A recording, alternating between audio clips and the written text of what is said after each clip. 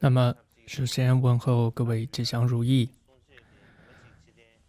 那这个星期的课程延迟了一天才上课，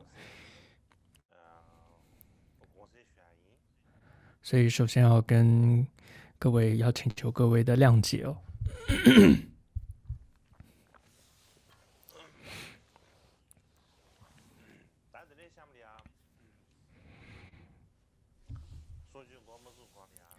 那么接下来在课程开始之前，那我想先讲一些话。那最主要是几天前，那么听到这个 Dharamsala 上密院啊，那么受到了新冠疫情的影响啊，大家都比较困难。那听到这个消息，我也很担心，但是也因为不太知道这个细节到底是怎么样，所以也没办法多说些什么。但现在的情况是大致是这个不少的僧众受到了这个感染，但大概只有一位是比较严重的，其他大部分的僧众健康状态都很好，甚至很多都没有任何的症状发生。那么还好，就是那僧团中年纪比较较长的这些僧众们呢，应该都没有受到这些感染，所以情况呢不是太糟糕。那我从这个西藏到了印度之后，大概1-2个星期左右呢，我就到了这个上密院。当时上密院只有一些僧人，大部分都是准备要搬迁。本来呢，只想住在那里1-2个星期，但是最后还是常住在那里哦。那么至今大概有18、19年，在这么多年当中啊，那么他们呢，让我把这个上密院上上下下都当成自己的家一样，没门的地方就弄个门，没窗的地方呢也弄个窗，然后让我把房间这个打通啊，把墙敲掉等等。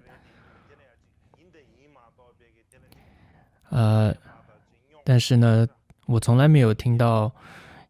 有过一声的抱怨啊，就是寺院是非常非常的照顾跟配合。那其实处部办公室不就我一个人，周围有很多的人，人员是很多的。那么整个上密院的大殿上下好像都被我们这个霸占了一样。但是僧团的堪布仁波切为主的上师总管还有这个僧团大众呢，人就是一直提供我们支持，还会问我们说还需要些什么照顾吗？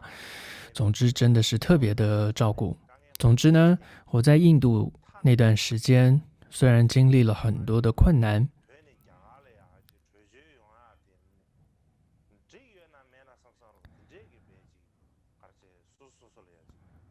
经历这么多困难，甚至我都怀疑说，到底做这个决定是不是正确的？到印度的决定是否正确？但是呢，有一点我觉得确认是绝对没错的一个决定，运气好吧，就是我选择住在这个上密院哦，这真的是一个正确的选择。不止我这样子想，我的姐姐，还有从西藏一起过来的人，还有这个拉布张主部办公室的所有的人员都这么一致的这样子认同。所以呢，上密院实在是恩德很大的。有时想就算是我住在一个噶举派的寺院当中，也不见得会受到这么好的一个待遇。像我冬天几个月住在菩提迦叶的时候，当时都还是会有一些这个声音的。但是我住在上密院这么多年，从来没有听到任何声音。有时候我想啊，这就是一个大寺院，它会有特有的一种气度吧。那么我长时间住在上密院啊，很多人可能讲说，哎，这样真是可能是很辛苦，好可怜，怎么住在这样一个寺院？但是呢，就我个人来说，我从来没有觉得很困难、很辛苦，从来没有觉得困扰。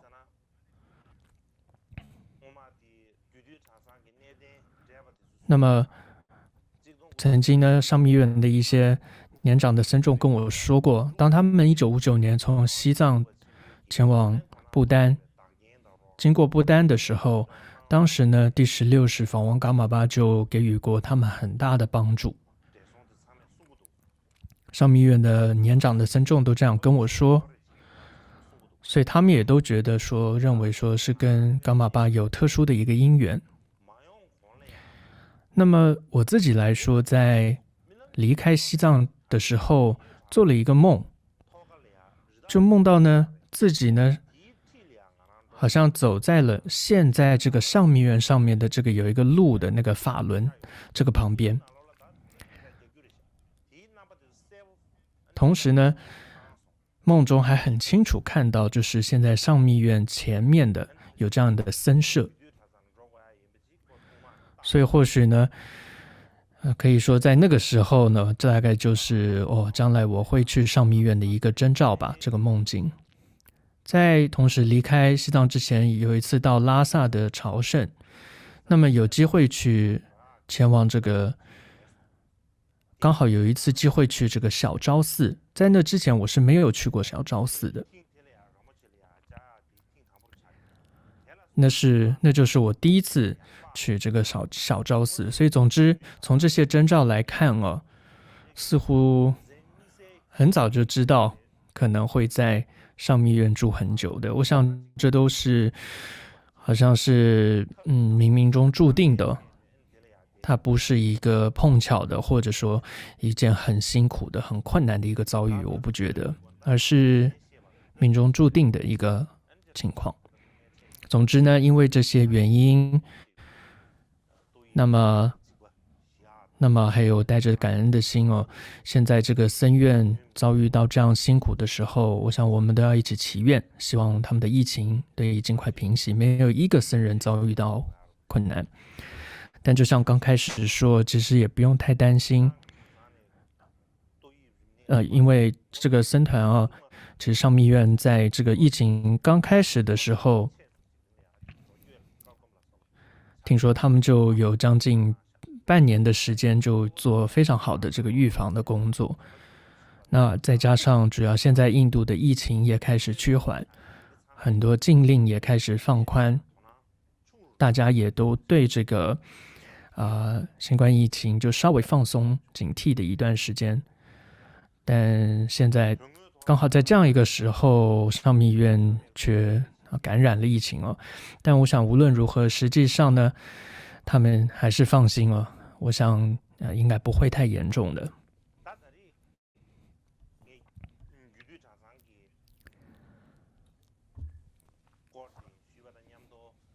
那么再讲到上密院。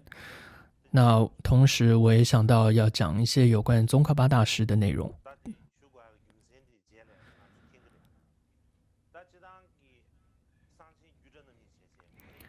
那么一般来说呢，上密院跟下密院是宗喀巴大师持守弘扬密法很重要的两个这样子的寺院。那么这两个寺院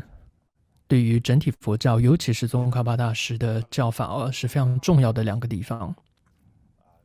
那格鲁派当中有3个重要的本尊，就是密集、胜乐跟大威德。那其中呢，宗喀巴大师特别注重的应该就是密集金刚。所以有一个说法是，有密集金刚的话，就有宗喀巴大师的教法，没有了密集金刚就没有了他的教法，有这样一种说法。那么在这个长苗确节撰写的宗喀巴大师的一个这个密传当中哦，就有这样的，就提到一段内容。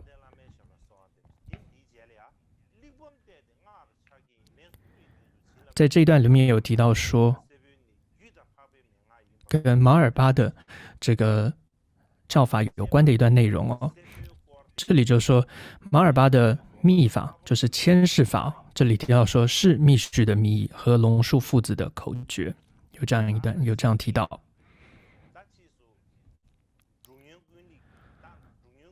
同样呢，之后竹巴敦烈大师也曾说，他是一个很心直口快的人。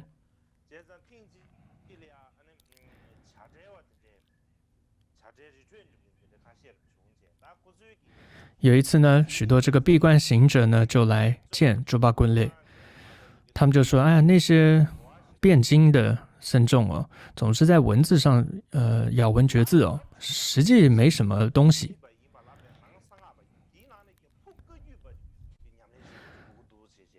他们就提到说，最好是有一些真正实修这些密法的人等等。竹巴敦烈大师性格就是别人说是他就说不是，他是这样一个人，所以他就回答说：“我是不知道。”他说：“你们什么都不懂，你们最好给我闭嘴。”总之说了很多，竹巴敦烈就说，就对格鲁派这部分他提到，他说罗扎马尔巴从印度移行回来，如同虚空一般的这个密集金刚、圣勒伦、大威德、喜金刚等序典啊。如果这样去修持的话，借由修持深远双运之道，细心进入中脉的要义，然后依靠佛母借由观想而修的这样的无误方式，在格鲁派当中也是有的。同时呢，他后面还提到说，萨迦派当中也有这样的修持，所以他就对那些闭关行者说：“哎，你们根本这个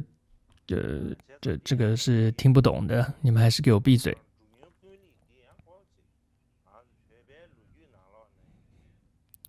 这位竹巴敦烈大师是在西藏历史当中是一位真的是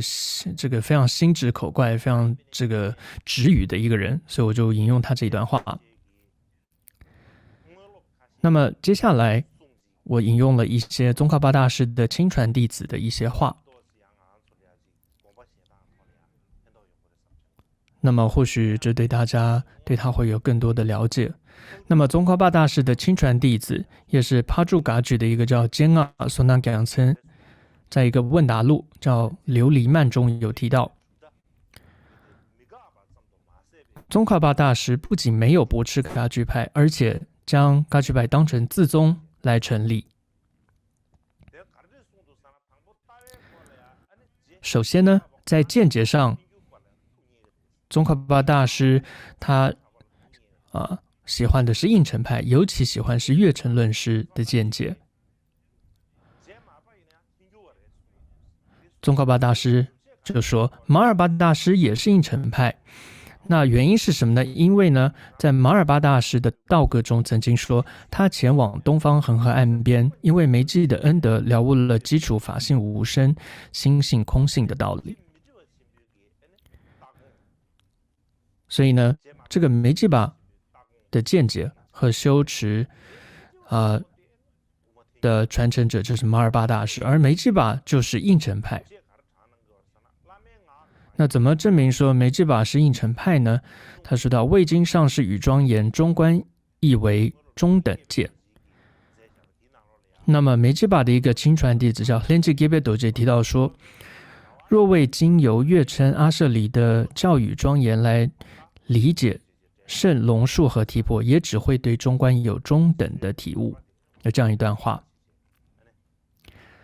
所以呢，这是宗喀巴大师认为马尔巴是应成派的。另外呢，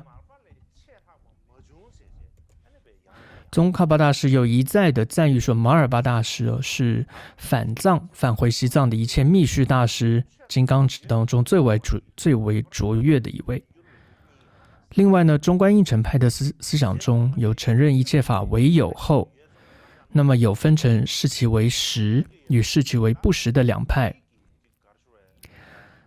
那么宗喀巴大师的思想依循的是前者，而更认为密勒日巴尊的思想也是这样子的。这是因为在密勒日巴的尊者当中，对长寿五天女的一个道歌中提到，一切全知的佛陀为了符合凡俗的念想而说一切法有。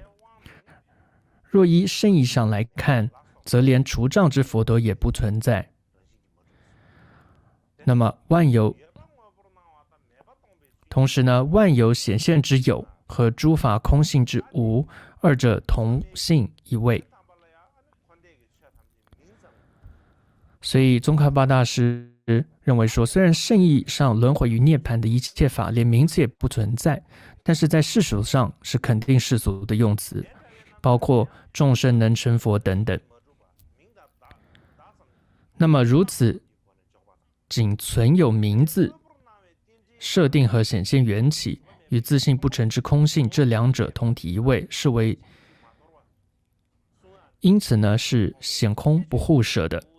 这种观点是噶举祖师的特殊的思想见解，所以宗喀巴大师是这样子来解释。同样呢，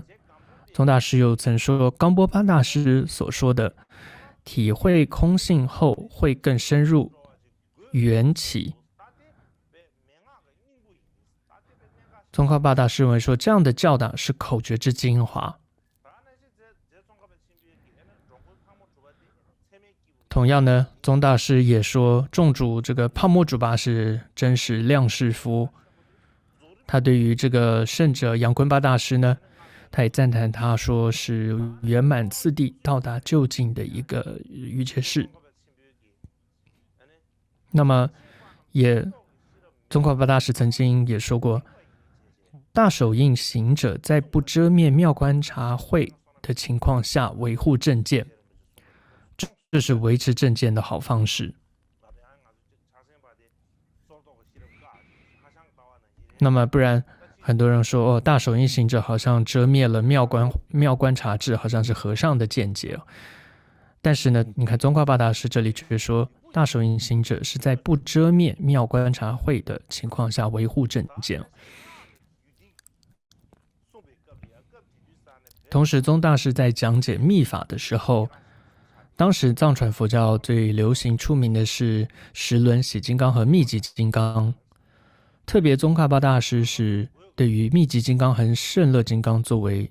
他主要的本尊。那么密集金刚主要是马尔巴传承跟管事传承两系最为卓越。宗喀巴大师就曾说，若要将文本中不论是明显或隐晦的这些意旨都阐述清楚的话，符合修行者的许多经验跟观想来产生定解，那就一定要依循马尔巴尊者的口诀。同样呢，胜乐金刚法门上，宗喀巴大师也依循那罗巴的口诀为主，并且补充了印度其他大成就者的教导。虽然呢，这个宗大师并没有就喜金刚有深广的介绍，但是也主要是以这个恶法身金刚的传承为主。那么至于圆满次第的部分，宗大师曾说过，他认为说那洛六法呢是完善归纳了父序与母序一切的要诀。所以总之呢，不论宗喀巴大师，不论他是观点、禅修或行持上，他都非常和噶举派非常的亲近的，即使只是在一些用词遣字上观点不同，实际的义理上却没有太多的出入。虽然宗喀巴大师对于噶举派有一些驳斥，但并不是因为他讨厌噶举派才这样子驳斥的。因为呢，在宗大师的一些其他著作当中，也有对于印度的大师们的驳斥，所以可以看到他并不是因为讨厌噶举派才这样子驳斥。总之呢，宗大师跟噶举派的传承呢是非常接近的，所以这是一件非常好的一件事情。那么这是刚刚松当坚啊他的亲传弟子他所说的。还有呢，这个宗喀巴大师10大弟子叫巴塞嘎主，这是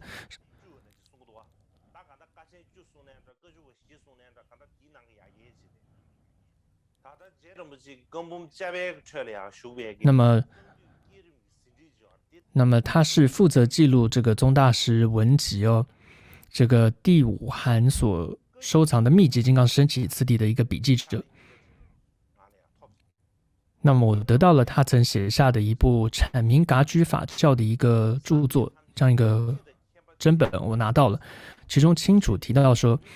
一切诸佛之慈悲与智慧归于一处，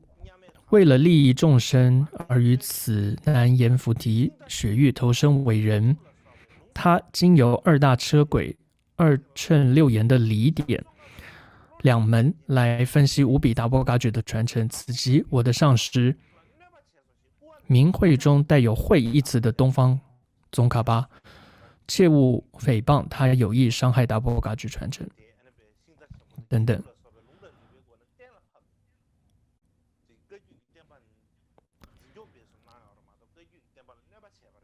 所以这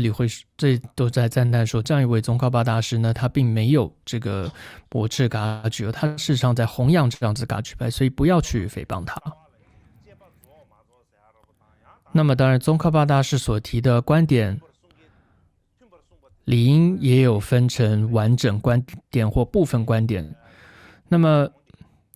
他的观点是否彻底否定早期藏传学者的观点，还有跟他们这个早期的观点之间是否有异同等等，这些呢其实都还是值得再去考据的。比如呢，宗喀巴大师在《善说经曼理解》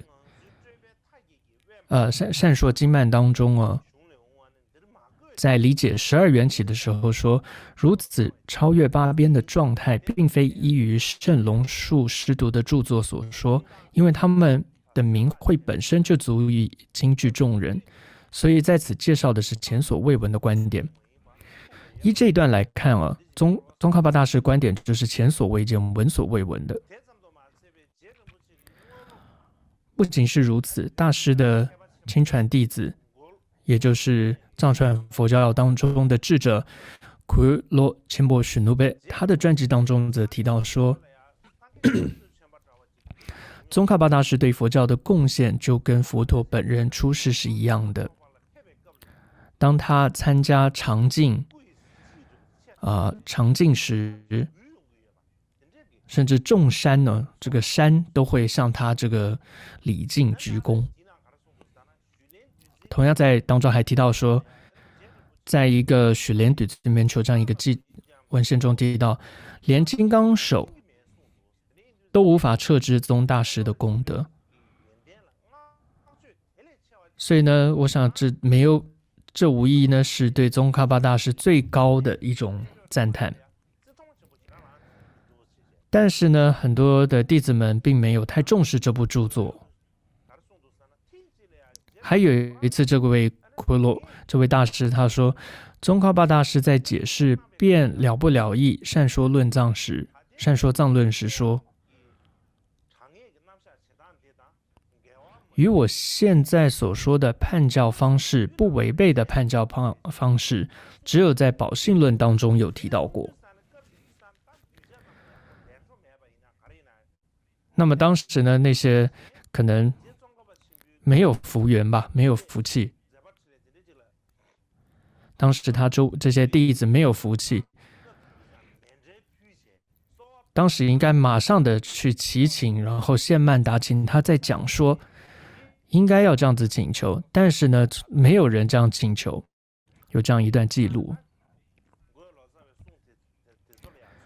所以从这个库罗扎瓦这位义士奎义师的许努贝的文字来看，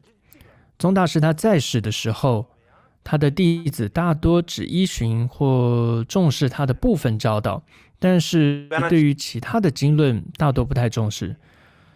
比如说这个善说经曼这一部论，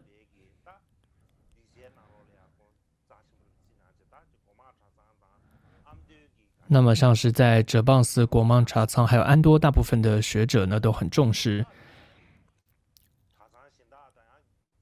但是呢，其他的格鲁的这一些大的寺院，还有格鲁派的行者追随者，并没有特别注重这一段论。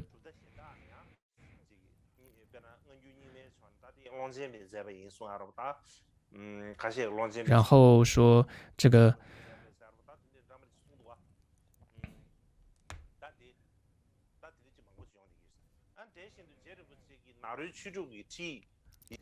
同样呢，宗喀巴大师在那洛六法的引导文叫聚三境中也提到，那么道歌中会用的一个词叫立根者，那么指的呢是证悟层次高深的这样的行者。还有在据说是宗喀巴大师的一个笔记的文献中也提到就是不需要扎连扎日的洗金刚注中有介绍了不需要四灌顶即能成佛的口诀等等。总之呢，在我们说这个古代藏传佛教的一个有一些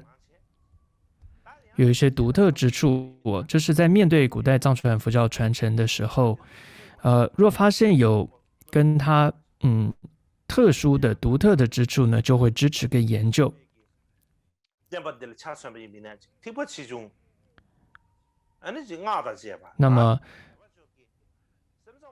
那么若发现呢他的思想有共通点，就会隐藏或者忽视，这种做法其实是可疑的。那么释迦牟尼佛的教导之所以有大乘跟小乘、18部派、唯识跟中观等各种分类这是佛法广传弘扬的一个征兆，也是佛法能够满足不同行者的一种表现所以同样的，像宗喀巴大师这样一个知识与实修兼备的这样一位大师自然会有许多不同人对他的观点、主张和思想的解释那这也就是大师他的智慧非常宽广、非常广大的一个征兆。但是呢，很多时候后学弟子认为这个宗大师的观点必须有某种正统性必须有某种版本才是正确的，其他都是错误的。若是过度追求这种正统性的话，我觉得反而对大师的事业弘扬影响到其他藏传佛教宗派。所以总之今天简单的为大家介绍一下宗喀巴大师我们可以看到是从不同的角度，还有从他不同的弟子的说法来看，所以而不是从一个我们不应该有这样的宗派之见，而是应该以整体佛教，尤其从整体佛教或者尤其这个藏传佛教来看，宗喀巴大师他真的是有很大的恩德的。不然很多时候一不小心，我们也不能说是这个就是智慧不足，在解释他的这些见解的时候，就很难真的解释得清楚所以总之呢，大概简单介绍到这里。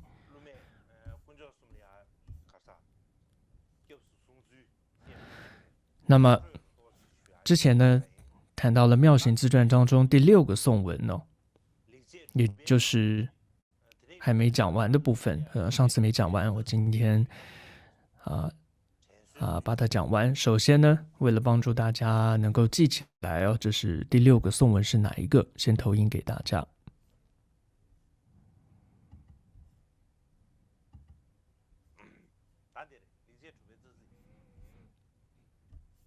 就是这个。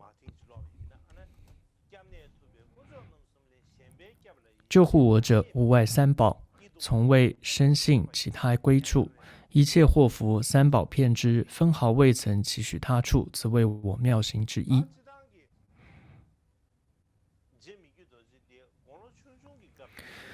那么米芝多杰他其实从小呢就总是呢会想到这个死亡无常和轮回的痛苦可以说是想太多，太有感觉了，所以让他这个夜里也没有办法睡眠。用这个白话来说，用普敬语来说，就是反而常常会这样哀伤的哭诉：“哎呀，怎么办啊？真是死亡无常、轮回痛苦啊！”等等。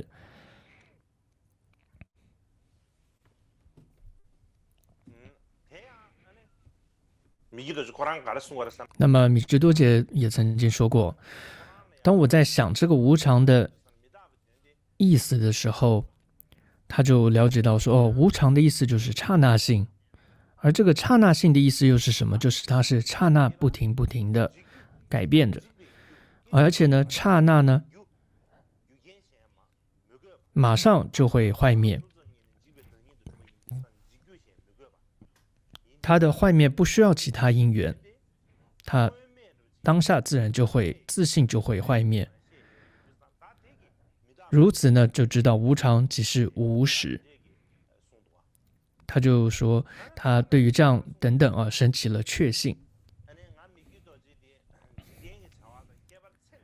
同时，他还说，任何世间的作为，尤其为了此生而做的各种计划，我彻底知道那些是完全没有意义的。这种领悟是来自于什么呢？是来自于阅读弥勒日巴、国藏巴大师等等的传记。那弥勒日巴的传记大家应该看过，但珠巴嘎举当中认为说，罗瑞巴跟国藏巴这两位大师可以说是两位典范。是什么典范？就是厌离轮回、处理轮回的两位珠巴嘎举的典范，罗瑞巴跟国藏巴大师。接着米觉多杰说，现在无论我跟什么人、哪位朋友分离分开，我刹那也没有升起过此生世俗的难过。所以这一段的意思就是说，因为他彻底升起了这样的出离厌离的心，所以就算哪位朋友这个离开了、死亡了，我刹那也没有升起过这种此生世俗的这样子的难过，是从来没有升起过。接着他说，同样，那么我也觉得为了搞好此生世俗的关系而跟人交往是一点意义都没有的。他还说，当我呢抵达来到了和此生相关的任何的这种舒适愉快的地方，都有一种像是住到旅馆几天随时都会离开的分离的这种感觉。所以就是他总是到了一个地方会觉得说，我就是到了一个旅馆而已。他无论住在哪里，他都不会无论他到达任何地方，他都不会觉得说，这是我的，这是我会长久住的地方。没有。总而言之呢，由于米觉多杰总是在说厌离啊、出离，所以很多人会形容他呢米觉多杰呢是一个很胆小、很怯弱的人，还有他是一个很反复无常的一个人。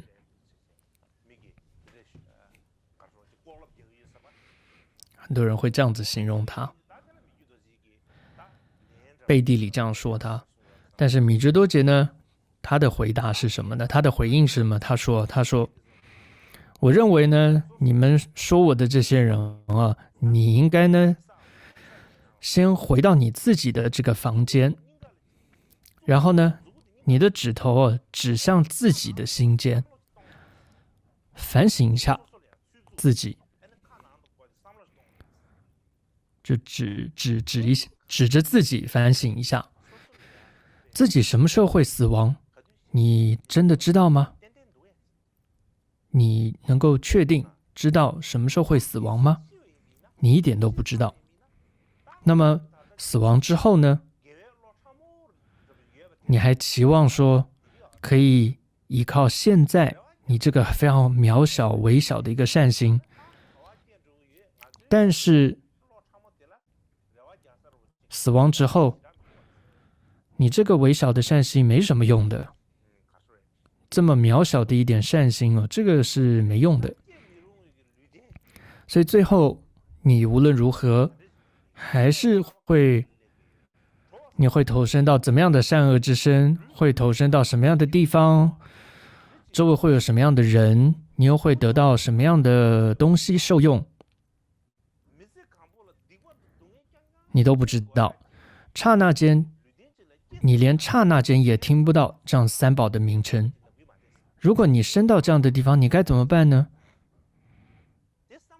然后一生当中，你只能造恶和受苦这样的一个地方，你该怎么办呢？如果投身到这里，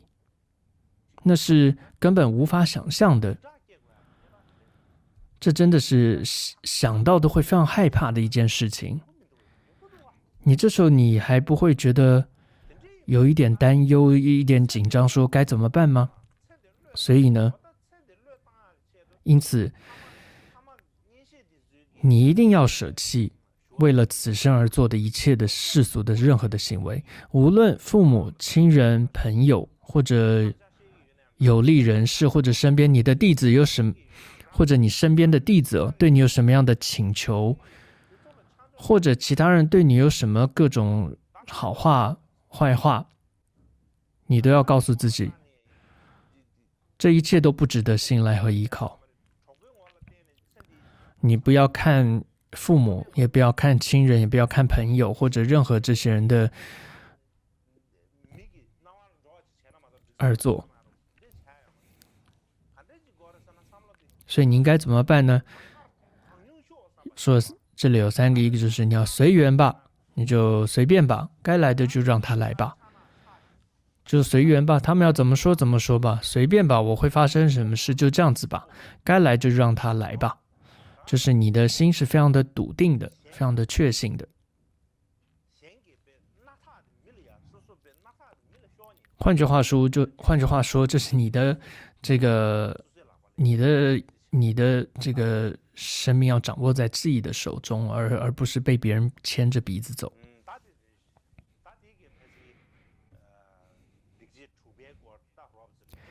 那么这大概是简单讲了一下第6个颂文。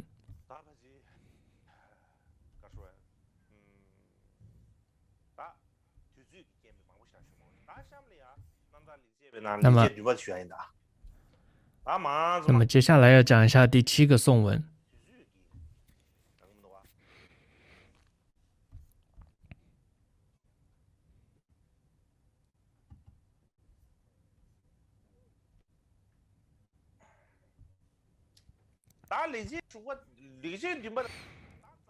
那么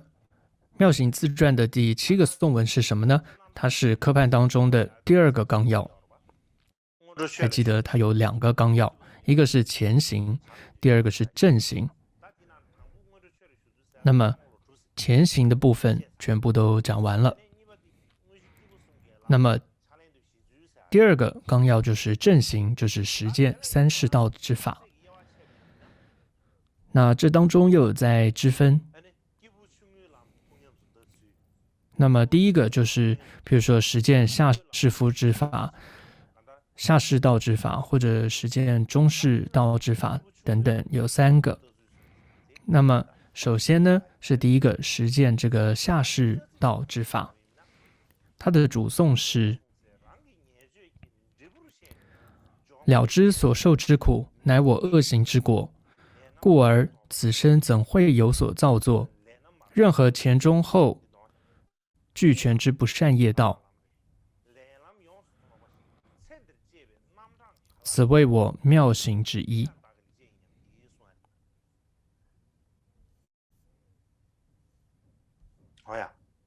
다디 아주디 자외 삽지 니버 쉬는 적면으로 다디 난게 견생 당부 다디 차례。那这就是正行实践三世道当中的第一个实践下士道之法，那它是33个妙行当中的第7个。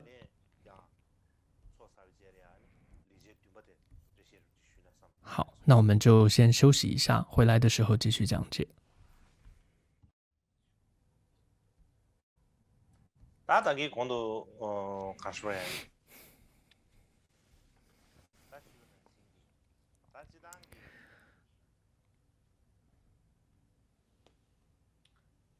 다 등기 금대야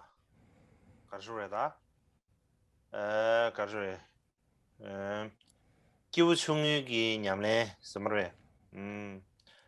시베 급대당 어느 다 那 등기 么 광도 겸주기 남자 시베 급 다더니 고 제바 제 창고를 这里讲到的下士道之法，还有在之前谈到了皈依的部分，这两个是很有关联性的。那么，其实一般来说，我们说从古至今哦，自称为佛教徒的人，那么嘴上时常都会说啊，我的一切苦乐啊，三宝都知道啊，除了三宝之外，没有其他皈依处，皈依三宝啊，会这样说。但是实际上，有多少人真正知道三宝它到底是什么呢？事实上，什么是佛宝呢？指的是一心只有众生，所以为了要利益众生，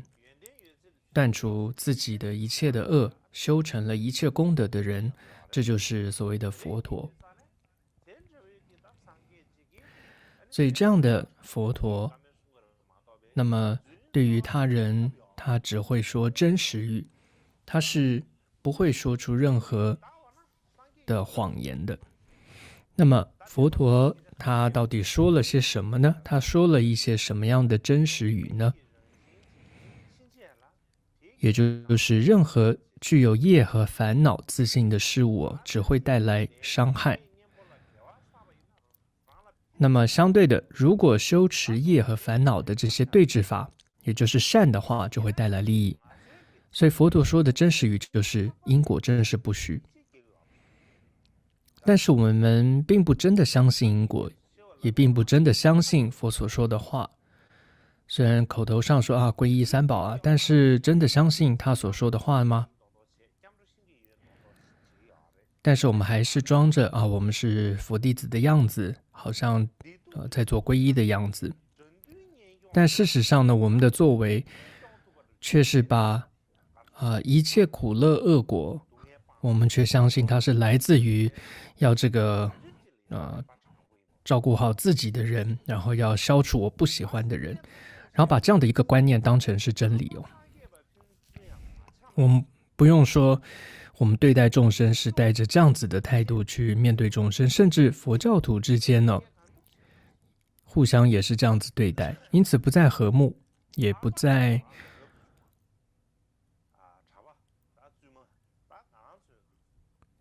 所以尤其佛教徒，尤其是出家人哦，很多时候也会带着这种强烈的一个宗派之见，然后大声的说其他的派别的这些见解、修持或行为呢，都是错误的，都不正确啊。那么最正确的、最无误的，就是我们自宗的见解。然后呢，其他教派的上师或者其他教派的这些弟子，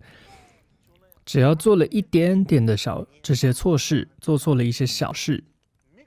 就想尽办法要去跟更多的人、更多的地方去宣传我跟你讲，他做错了一件什么事啊？我跟你说，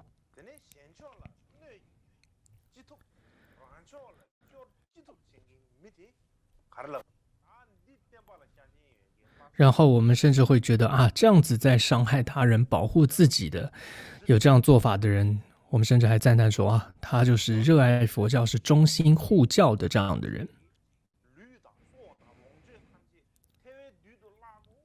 事实上，所以这样的人，我们自己从早到晚想的、做的、身口意在干嘛，都是想要说要消除那些非我族类的人。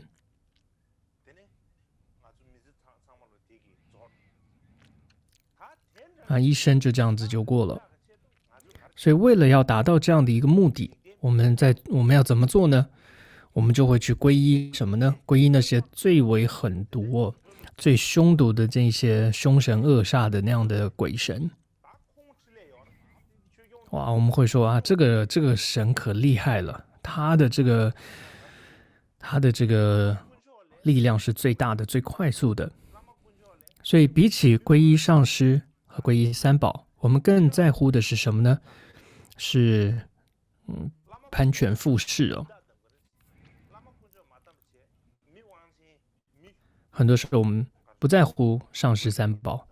更在乎的是那些有权势的、有钱的那些人。然后呢，带着这种侥幸的心理哦，然后膜拜这些世间的天神。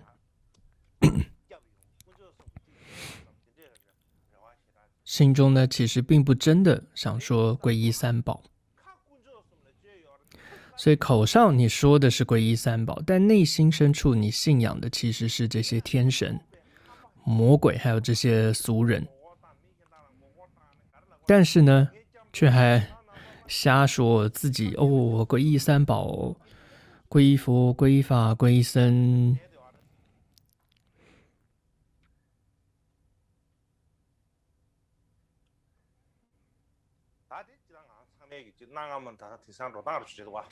其实你看，这个就是从古至今都会有这样的一个情况。那法王米遮多杰怎么说呢？他是怎么样做的呢？他无论在开始做任何大小事情之前，他都会全心全意的这个托付给三宝哦。除此之外哦，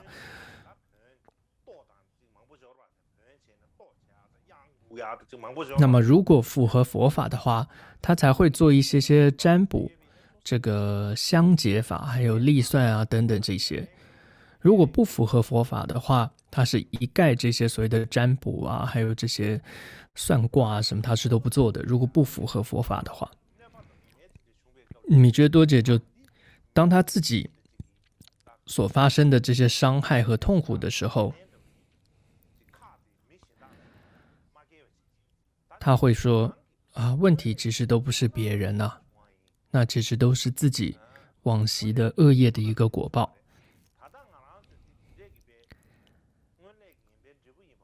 所以米觉多杰就说，如果有这样的认识的话，有这样的态度的话，知道如何在因果上做取舍，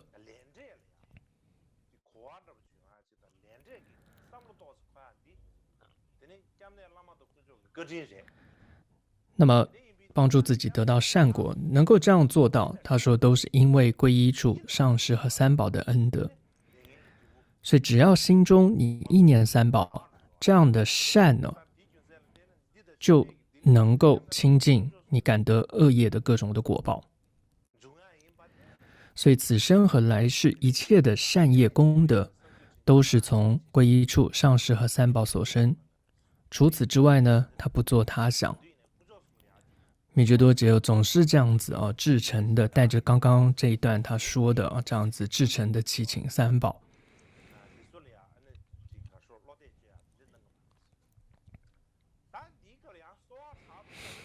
那么在这里提到要虔诚强烈的祈请啊，米觉多杰他是怎么说的呢？这段话他的意思是，你的三门的行为哦，身口意的行为作为是不违背上师三宝教言的正念和觉知的这种行为，这才是强烈虔诚的祈请的意思哦。所以它不见得是声语外表上看起来哦，这种哇，我皈依啊，我这个悲天呼天抢地的这样子的样子，不是的。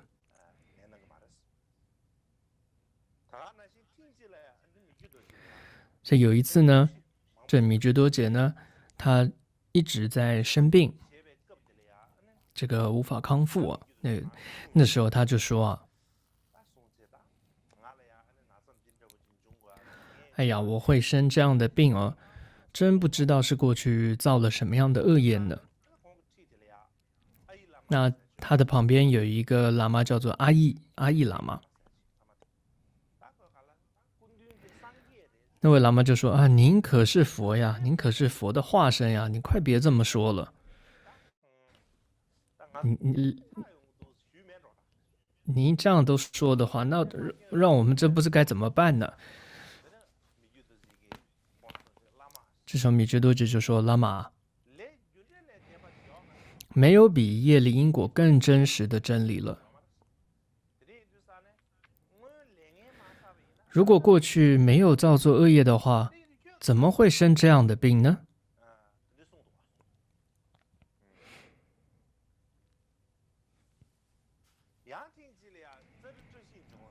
还有一次呢，米珠多杰在这个扎日的扎西中，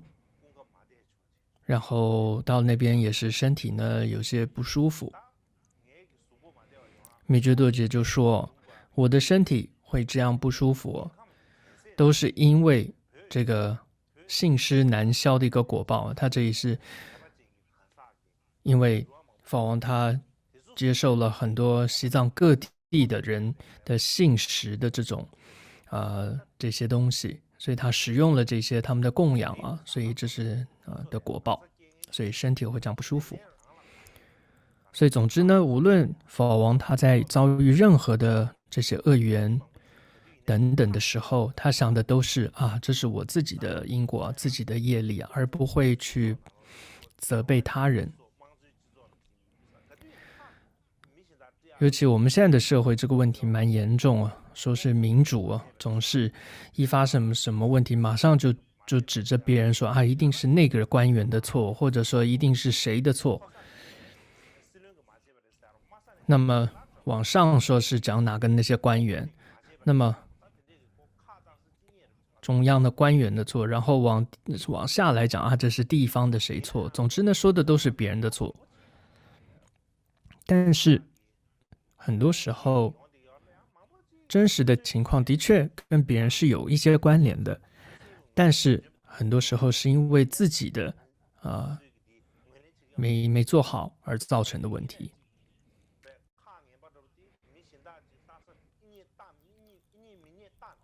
我们总是想要挑别人的毛病说别人的问题，所以噶当派他们就说众过皆归一，就是一切的过患问题都是自己。看到自己的问题又是非常非常重要的一件事情，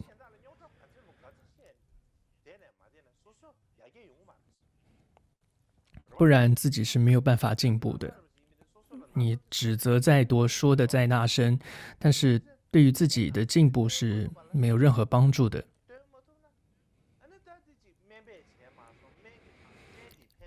就像是如果身体生病，你再怎么样去批评或者责备这个医生或者其他人，但你自己没有好好照顾好自己的话呢，也是没有用的。另外，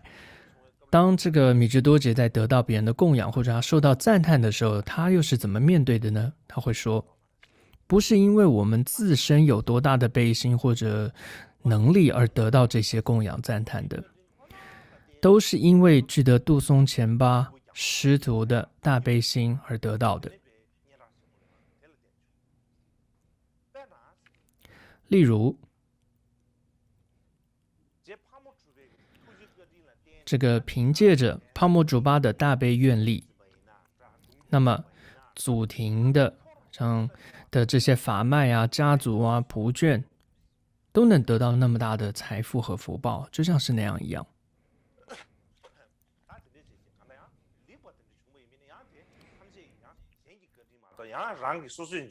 所以当得到好的顺缘的时候，会想说这都是他人的恩德而得到的，他会这样去想。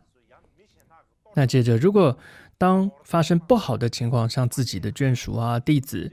或者像米芝多杰他的寺院等等遭人毁坏抢夺，还有各种这些冤枉的情况，不愉快的事情发生时，他怎么说呢？他说会发生这些事情是自然的，当然过去有那样的因，就会有这样的果，再加上没有如法的行持，所以受到了护法的惩罚。所以看吧，结果就是这样子，他是这样说。不然很多时候我们会说，哎呀，到底是为什么会这样呢？怎么会是这样呢？他从来不会这样去说。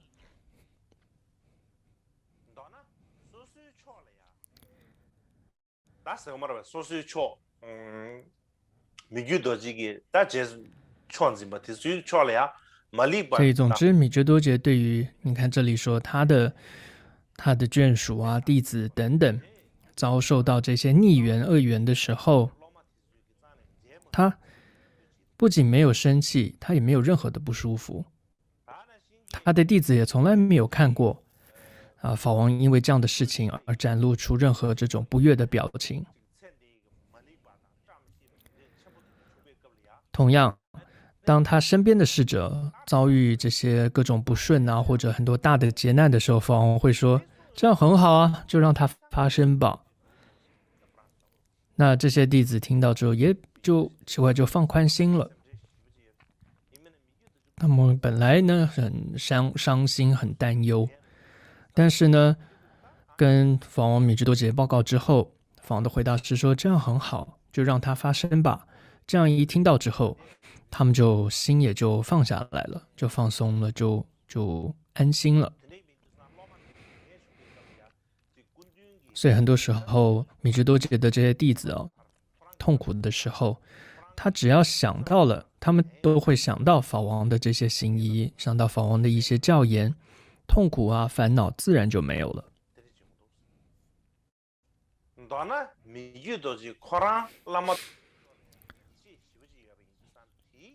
总之呢，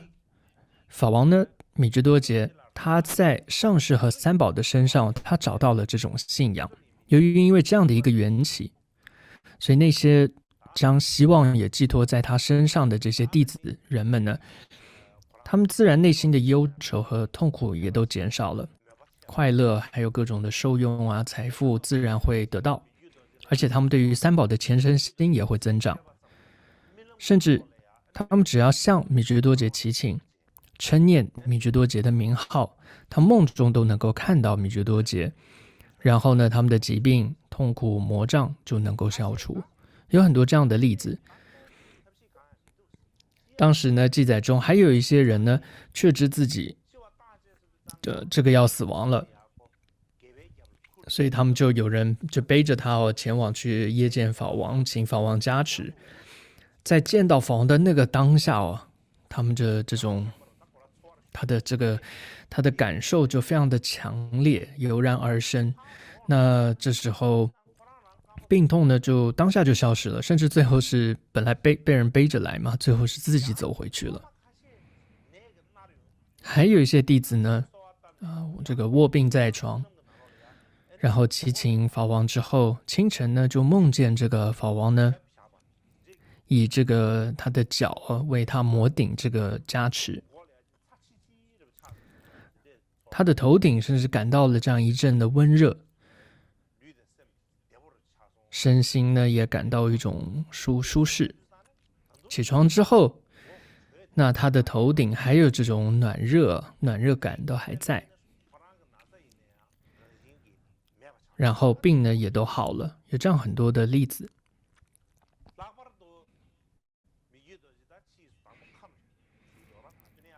尤其法王米觉多杰到了东部的这个工部地区，他之前是在康区，后来到了工部地区的时候，当地呢也这个年岁丰登，就非常的好，就连他的住处的附近也都不再有各种疾病啊和各种饥荒的这种恐惧痛苦都没有。然后从很远的地方很自然就会聚集各种的贡品，像是茶呀、衣服等等汇聚。那么有一年呢，这个西藏全境都发生地震，造成很大的灾难。那工部这个地方也地震7次但是因为法王住在当地结果什么灾难都没有发生，就是没有造成这个伤害或者性命的伤害等等。然后还有在崩波这个地方，就是在康区当时这个发生了森林大火，就这个眼看这个火势就要逼近这个噶千大营了，结果到了边边之后，邻近的地方就都自然都熄灭了，有很多这样的一些例子你可以看到很多记载中，这些对于米觉多杰有信心的，将希望寄托于米觉多杰身上的人，而能够得到利益。这个原因是什么呢？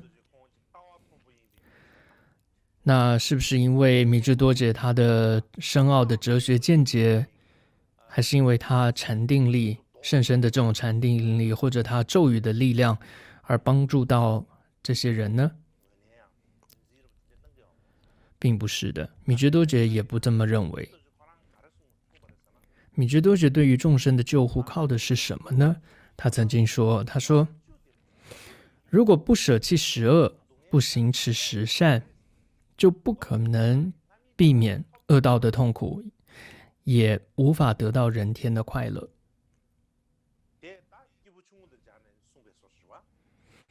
所以这个算是下士夫的修持，下士道的修持。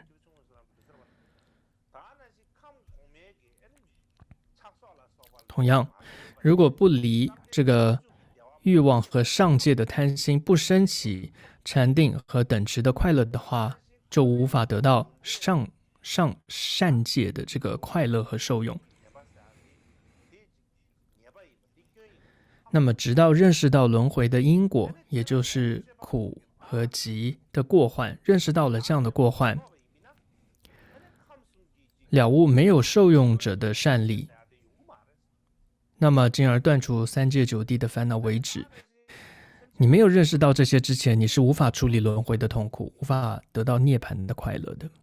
再来，直到你认识到众生即为父母之前，你将无法积聚六度的善，也就无法避免轮回涅槃的痛苦，无法证得遍知的快乐。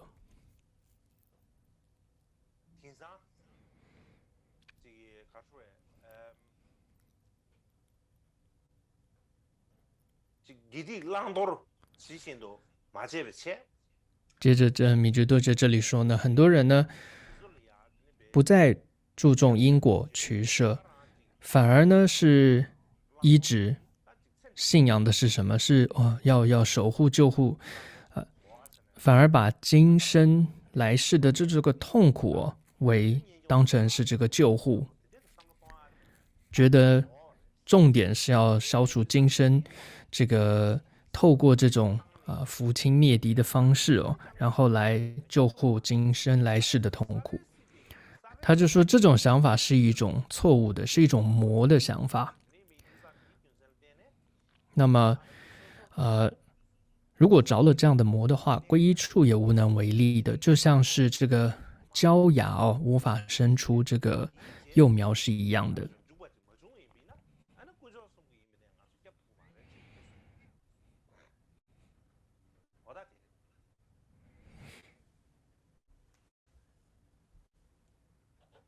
当然是听起来啊，呢，这种也不得，可是听起来啊，那公布了。还有一次呢，在公布地区，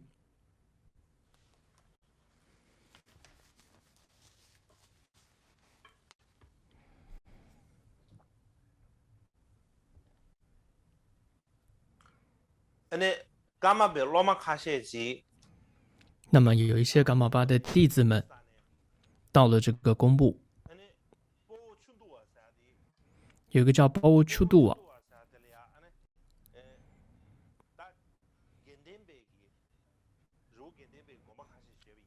在那个地方有一些格鲁派的寺院，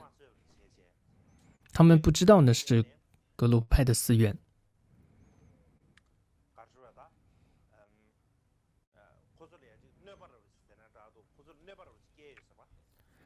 所以呢，造成了一些这个破坏伤害吧。当时呢，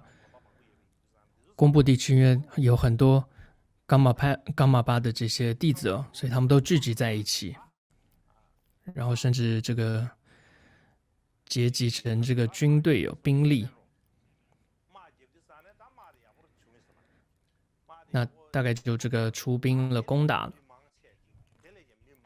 但可能第一次还没有很成功后来就来了聚集更多的人。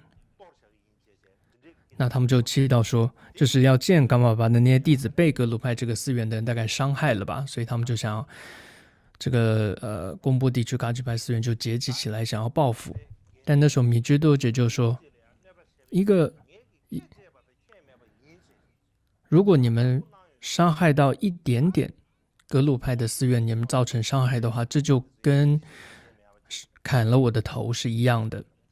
所以后来他所有公布地区的人都停止了他们的这种报复。还有一次呢，还有一些非常这个袒护噶举自己的人呢，就跟噶举自宗的人就对噶玛巴说，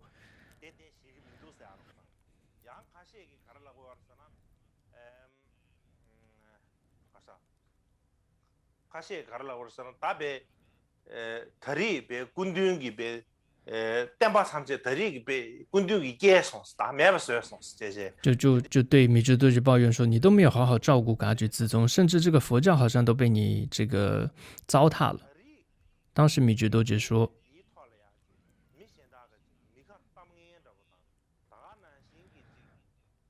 现在这个时候，如果我们还去，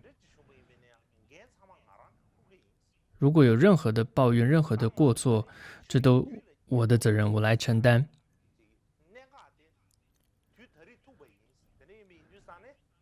那么现在就是最重要的一个时候，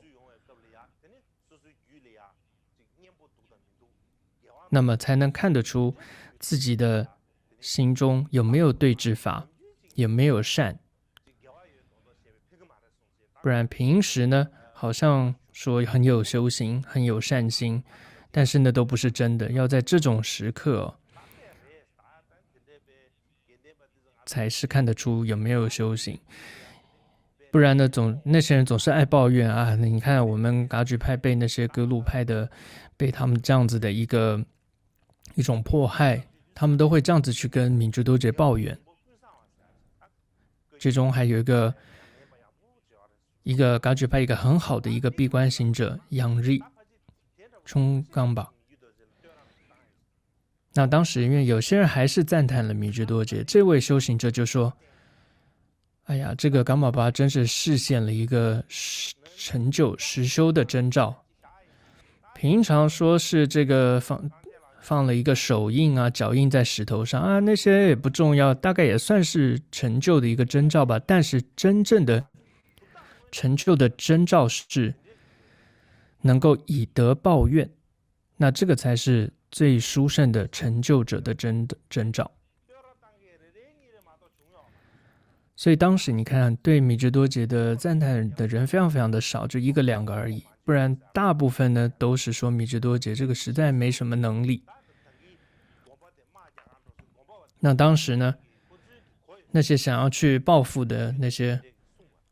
被报复的那个格鲁派的寺院，他也听到了米居多杰的讲话，这样的一段说法，所以他们就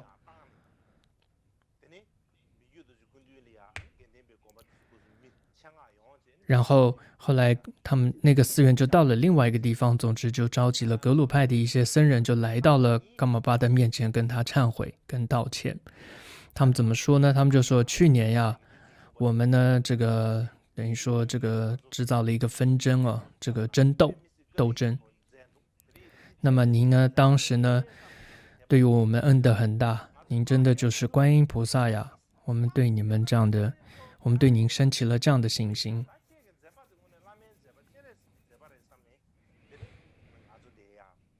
由于您真的是观音菩萨的这个行持一样，所以我们想说您真的就像观音菩萨，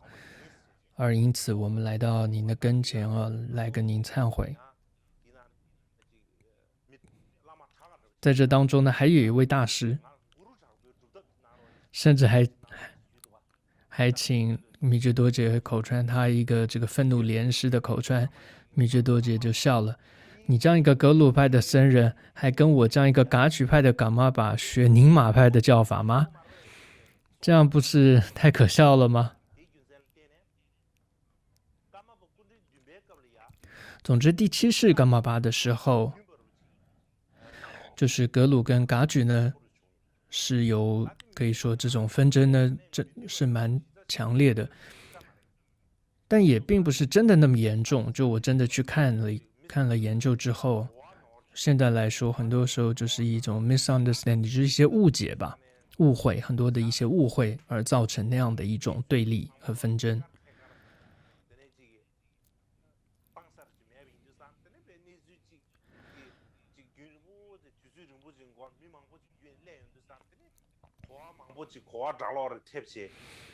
所以就是这种以讹传讹的情况之下哦，那么所以第七世伽马巴的时候，那时候噶举跟格鲁之间的纷争就很强烈。那么第八世法王的时候，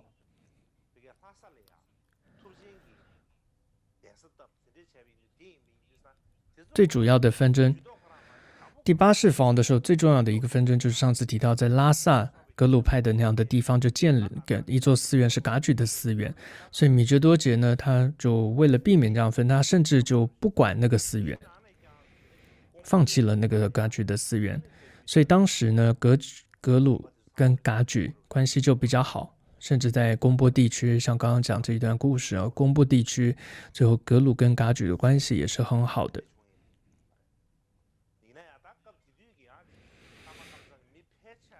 但是呢，当时冈邦冈仓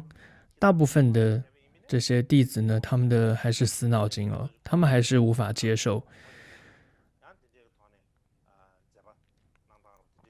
但是呢，米觉多杰呢，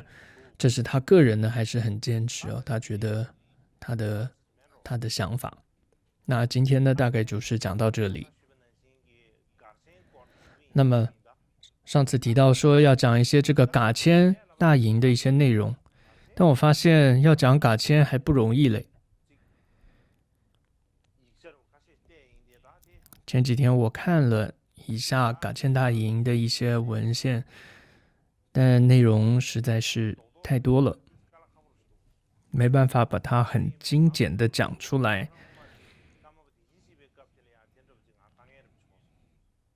那么之前在讲第五世噶玛巴的时候，也是遇到这样的情况，就是现在的 information 太多了，有时候资料太丰富的时候，反而不太知道该如何着手去讲，